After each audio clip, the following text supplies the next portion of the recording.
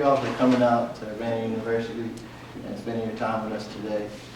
As a representative of Urbana, we would like to welcome Wittenberg University and Cedarville as heroes on their way.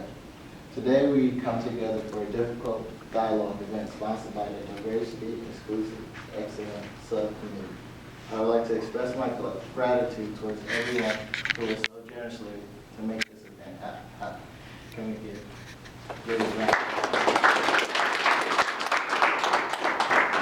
Also, I would like to thank Chairman Mr. John Young, and also to who is coming, Reverend Greg Dyson, and to our very own Dr. Barnett. Can we Our purpose today is to look over the numerous aspects of diversity and how it impacts campus life, as we hope that each individual leaves with new developmental skills and knowledge necessary to meet the multicultural society around you.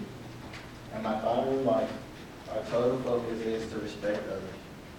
I want to thank God for the opportunity for us to gather, and I hope that you are blessed while you're here at Urbana University and take your time leaving and ready to come back.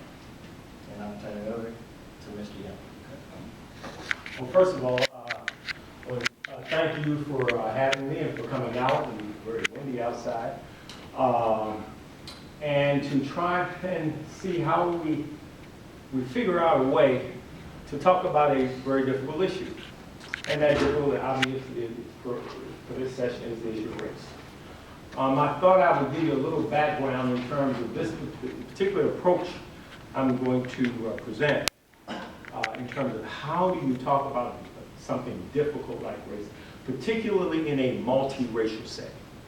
So let me start off with giving you a little background in terms of why this particular approach. Back in 1992, I was at Wittenberg University, for a while. I'm originally from Maryland, from Baltimore. Came up to Ohio to grad work and stayed up here and continued working at several universities. But in 1992 was when the Rodney King incident, how many are familiar with what the Rodney King incident back in LA in about 1992? I have to remember how old you are. Rodney King incident was when Rodney King was an African-American man who had been stopped by chased by the LAPD. And you may have seen videos of it, but anyway, he was taken out of his car, and he was someone was filming this from their residence, and there were about maybe 3 or 4 LAPD beating him. He was on the ground, and they just kept beating him, and so they captured all of this, and this went. The news media picked it up, and these officers, these LAPD officers, ended up being prosecuted, and they were acquitted. And as a result of that acquittal, a major rebellion or riot, or whatever you want to call it, occurred in Los Angeles. And it was, there were outbreaks in a couple of other cities, Seattle and Atlanta, but the major one was in LA. It captured the attention of the nation. I mean, everyone was talking about it. It was saturated news coverage. The President Bush, George Herbert Walker Bush at the time, spoke on it, and the Justice Department looked at what was going on, and but anyway, these officers were acquitted, and the riot took place. Now, they were prosecuted eventually by the Attorney General, U.S. Attorney General, for violating Rodney King's civil rights. In addition to that beating, police radio traffic. You heard officers talking about gorillas in the mist during that time, referring to African Americans. And there was a movie. That comment was based on a movie that had come out called Gorillas in the Mist. So you can imagine, what that was suggesting, the images that was designed to, to promote around that, around that beating. Well, the morning after this major racial outbreak and this anger that was being displayed, I'm coming on campus. Again, this event, this was captured across the nation, generated interest across the nation, and there was nothing else being talked about on the news or whatever but this particular incident and the outburst that occurred. Well, I'm African American, obviously. I walk on campus, you can feel it in the air. And I'm thinking, it was on Birch, it was just, I didn't mean African American on Woodburn's campus, faculty, staff.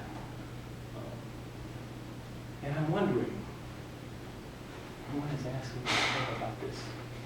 No one has commented, no one has said a thing other than African American students wanted to have a session, just to discuss it. And about maybe half a dozen white students showed up to participate, to process all of this. And so they had a little session and they spoke about what they thought, how they felt, the experiences. White students sat there, supported, but didn't say anything. Didn't say one thing.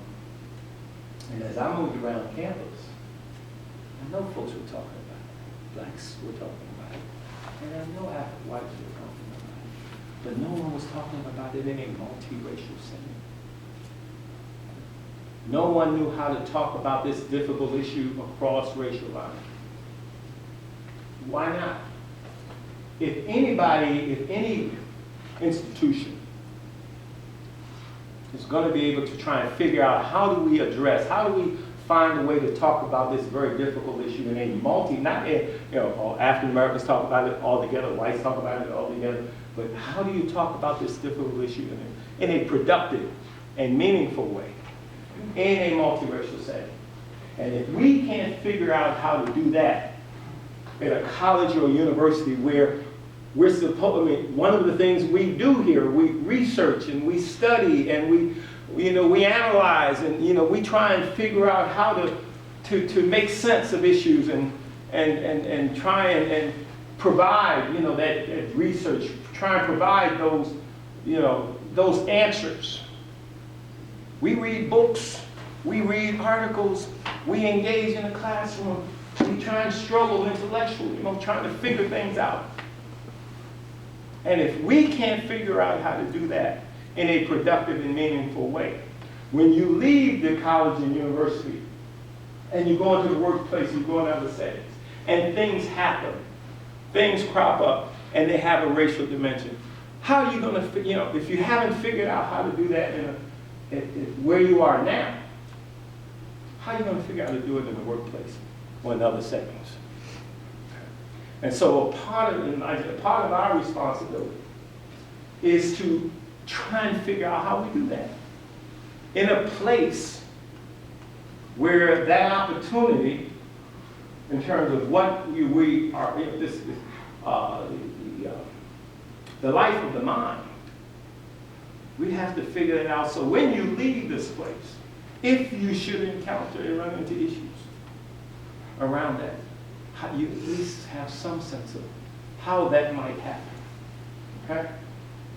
I have been involved in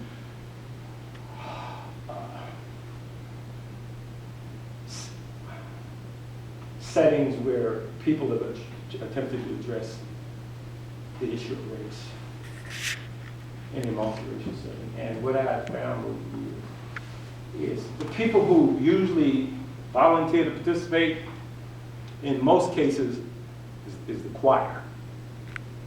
Folks who are already interested and committed to try and address this, and those who are reluctant to participate have already concluded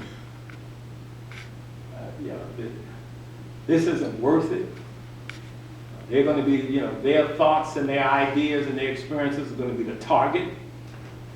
They're afraid that they may say something that could be misinterpreted.